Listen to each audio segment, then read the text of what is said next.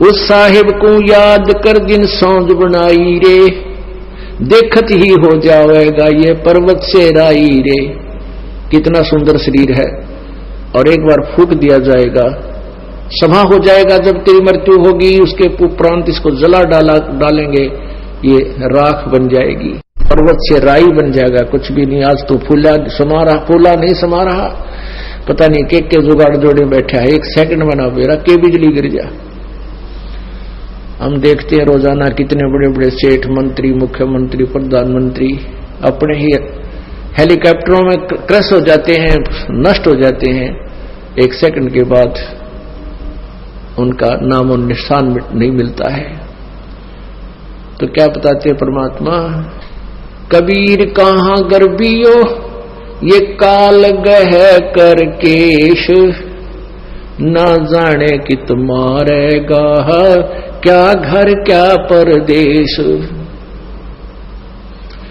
का जन्मे का पाड़े पोसे खूब लड़ाए लाड, न जाने इस देह के कहाँ खंडेंगे आड़े।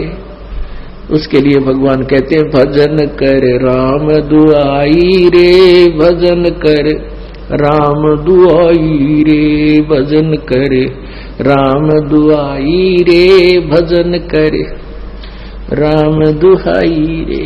देख परमात्मा कितने प्यार से हमें समझाना चाहते हैं, पर हम गुग्गू और यहाँ कति हमारी बुद्धि पशु जैसी बना दी काल ने।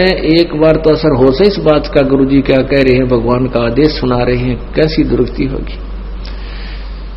और घंटे 2 घंटे के बाद फिर वैसी बुद्धि बन जाती है। इसका एक ही तरीका है कि रह रहकर सत्संग सुने और दाव लगते ही सिमन डट के करे, फिर भक्ति बढ़ती जाएगी ना, आपकी सेवा की, धर्म की, दान की या कमाई बढ़ जाएगी। फिर ये ज्ञान काफी देर तक असर करने लग जाएगा, आपको नींद भी आनी बंद हो जाएगी, रात में मंत्र करने लग जाएगा। जब हाथ में माला ले लेंगे और शुरू कर दोगे भगवान की भक्ति, फिर भूल पड़ जाएगी, फिर शुरू कर देंगे। तो रह रहकर आने से, जैसे बहुत गहरा जल होता है, उस गहरे जल पर भी काई आ जाती है और उसका विकल्प है, जब उससे लाभ लेना है तो उसको ऐसे काई को हाथ से हटा दे, वो दूर हो जाती है।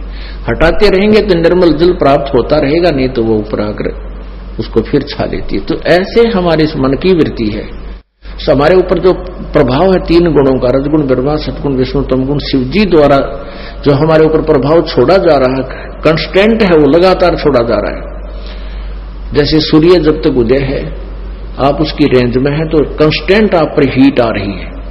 उसको बचाव के लिए जैसे हमने शेड बना लिया, मकान बना लिए, ऐसे इनसे बचा जा सकता है। तो परमात्मा कबीर जी की भक्ति से आपका बढ़िया तो लेंटर वाला कोठी बन गई, समझ लो एसी लग गया साथ में। तो इन तीनों गुणों का प्रभाव से आप ऐसे बचोगे, ऐसे व्यवस्था बनाने से बचा जाता है। जैसे हमने एसी लगा लिया, कूलर लगा लिया, पंखा लगा लिया, मकान बना लिया, तो उन ताप से बच गए हम, गर्मी सर्दी से। तो ऐसे ही इस भक्ति की शक्ति से, भक्ति की धार्मिकता से, इन तीनों गुणों से हम, इनके प्रभाव से बहुत बच जाएंगे, घना फर्क पड़ जाएगा। और फिर हम तीनों गुणों के प्रभाव से हम बचे तो भक्ति करेंगे। जैसे हम ये शेड में बैठे हैं, पंखा चल रहे हैं, तो हम भक्ति भी सुन रहे हैं। यदि धूप में बैठे होते तो कहाँ सुना जाता था, गर्मी याद आओ हमारे।